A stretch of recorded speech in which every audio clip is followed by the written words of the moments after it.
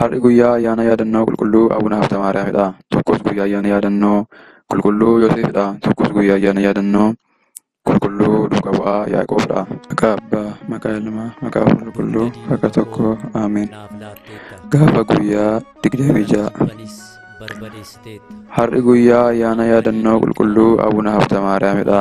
Tokkos guyyaa ayyaana yaadannoo qulqulluu Yoosefidha. Tokkos guyyaa ayyaana yaadannoo qulqulluu duuka bu'aa Yaaqoobidha. Eebbi isaanii faarfannaa isaanii hunduma kiristaanarra oole kan bule ta'uu hanga bara baraatti. Ameen. Qulqulluu Abuna Hafta Maariyaam. Abuna Hafta Maariyaam abbaan isaanii luba Firee Buruuk, haati isaanii immoo Yoosteenaa jedhamu. Kan dhalatanis caamsa 26 Maanzii Yaraawittidha.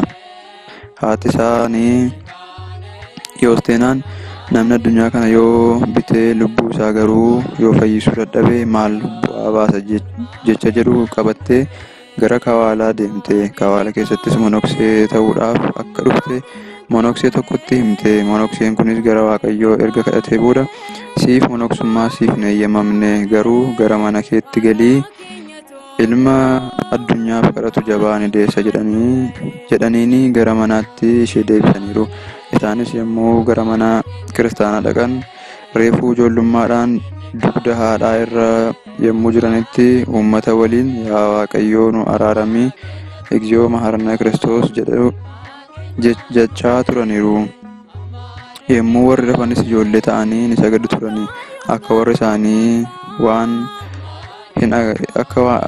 isaanii isaaniin agarreef ammoo yommuu isaan jiran fiiganii rafu. Yeroo ijoollummaa isaaniis tiksee turanii. Achittis ajaa'iba garaagaraa raawwataniiru.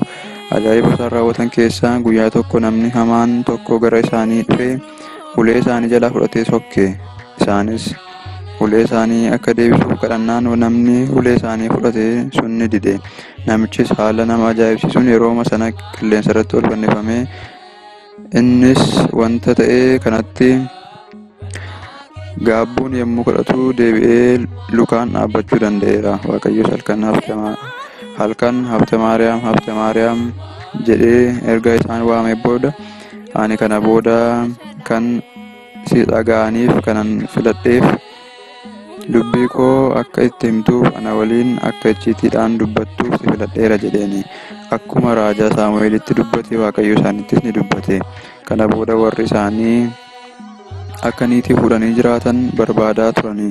Isaan garuu kana waan hin feeneef gara Affaar deemanii Abuna Saamu'eel waliin jiraachuu jalqabanii. Achittis guyyaa tokko osoo bishaan waraabanii dhufanii gufuun waan gufachiiseef yommuu kufan hubboon isaan baatan garuu maqaa Gooftaa itti waamnaan deebi'ee osoo hin cabiin gateettii isaanii irra taa'eera. Barsiisaan isaaniis Abuna Saamu'eel dinqii kana arganii baay'ee ajaa'ibsiifatanii. Waggaa 12 abbaa Saamu'eel bira erga jiraatanii booda gara iddoo Ilaadibaar jedhamtutti abbaa Malkaseedeq kan miidhaa harkaa monoksummaa fudhataniiru. Erga monoksanii boodas qabsoora isaanii jabeessuudhaan torbanitti al takkaa qofa kan sooratan ta'anii. Gooftaan keenyas itti mul'atee waadaa ni kennaaf ture.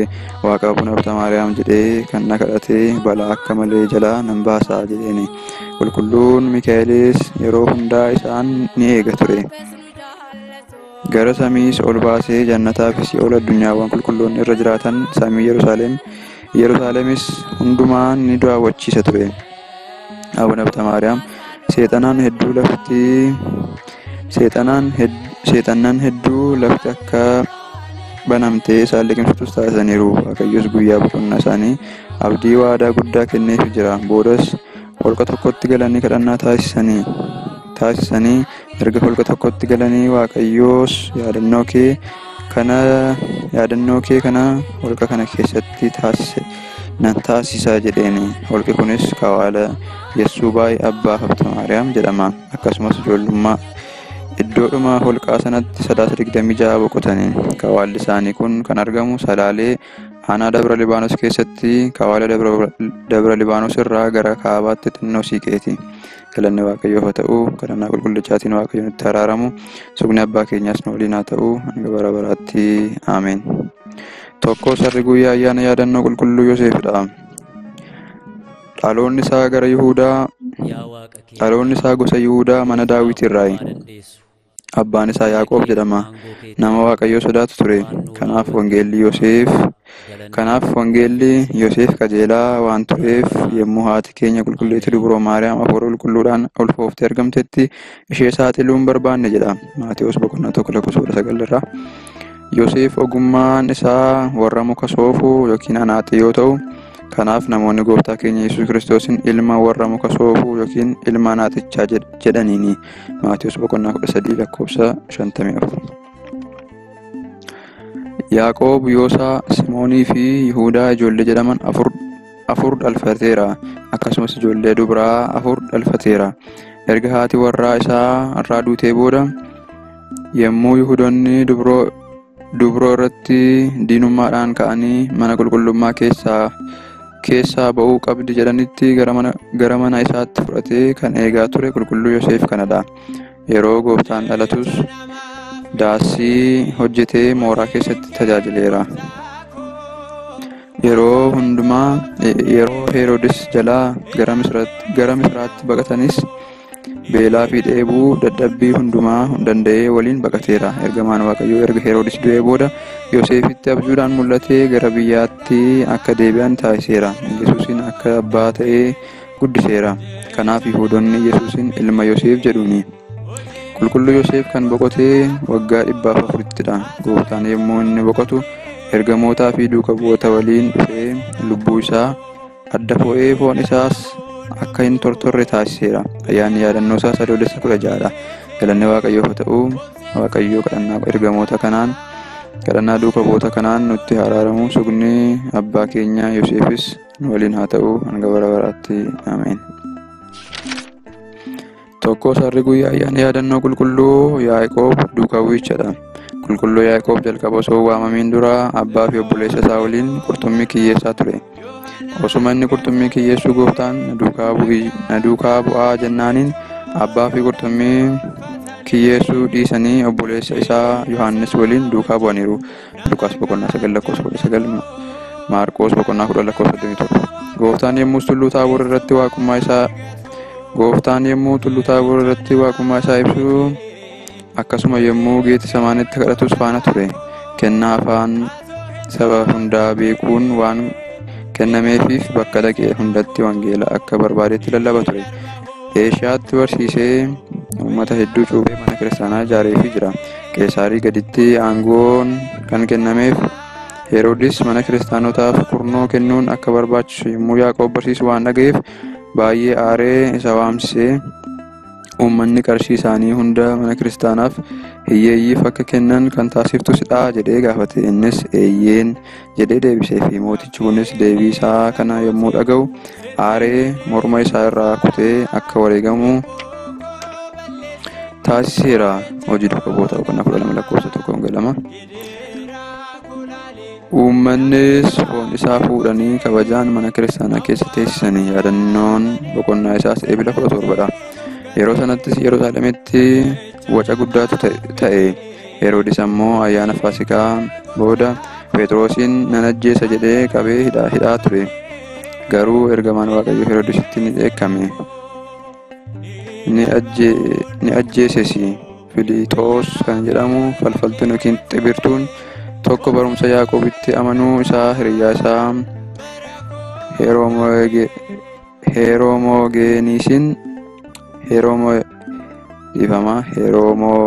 Heeroomogeeniisiim jedhamutti yommuu himu Heeroomogeesiinim jabina isaa ibsuuf dhahicha hafuuraan yookiin asmaatiidhaan harkaa fi luka Filiixoos hidhe. Wanta irra ga'e kanas Filiixoos Yaaqoobitti barreessee erge. Kana kan dhaga'e Heroomoonis Yaaqoobiin jinnooliin akka qabanii fidan itti erge. Jinniiwwan Heroomoonis gara Yaaqoobitti erge garuu Yaaqoobiin qabanii fiduu hin dandeenye. Maarqos 16. Inumaayyuu Yaaqoob isaan deebisee ajajeetii Heromosin hidanii hidhaa Filixoonis ni hiike. Filixoos kiristaana waan tureef Heromonisiinis kadhatee akka hidhaarraa hiikamu taasise. Innis lallaba Yaaqoobitti amanee gara manaa galee kitaaba falfalaa yookiin xibirtuu hunda fidee fuula Yaaqoob duratti ibidda itti qabsiise. Qulqulluu Yaaqoob umuriin isaas guddaa waan tureef teessoo isaa magaalaa Yerusaalem taasifate. Duuka bu'oota keessaayis yeroo jalqabaaf wareegamummaa kan fudhate isadha. Hojii duuka bu'ootaa boqonnaa 12 yeroo sanattis Heroodis dursitoota mana kiristaanaa ni qabe. Gadadoos itti baay'isee obboleessa Yohaannis Yaaqoobis goraadeedhaan yookiin seefiidhaan ajjeese. Galanni Waaqayyoof haa ta'u. Waaqayyo kadhannaa qulqullootaatiin Waaqayyo kadhannaa duuka bu'oota kanaatiin nutti araaramu. Sogni qulqullicha abbaa keenya qulqulluu Yaaqoobis nu waliin haa ta'u. Nagaa bara baraatti. Ameen.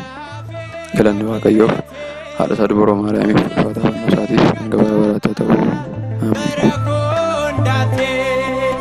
Jecha namaaf miti hojiin kee gooftaa koo asoo hin tolfanne ilaaltee seenaa koo ni darba hundumtuu guyyaa fedha keetii obseessi eeggadhaa bara koondaattee.